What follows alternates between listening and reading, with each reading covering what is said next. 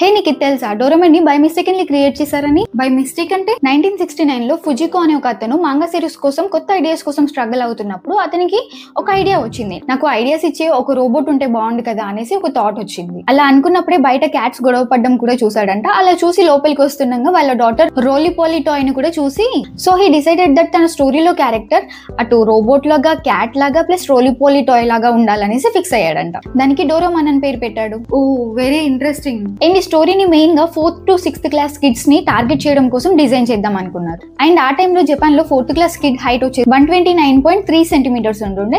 So ఈ Doraemon entire character దీనికి దగ్గరగా ఉండేలాగా డిజైన్ చేశారు. హైట్, వెయిట్, దాని పవర్, హెడ్ సర్కంఫరెన్స్ కూడా 129.3 సెంటీమీటర్స్ ఉండేలాగా డిజైన్ చేశారు. మరి గ్యాడ్జెట్స్ ఇంకా ప్రాబ్లమ్స్ ఎలా డిజైన్ చేశారు?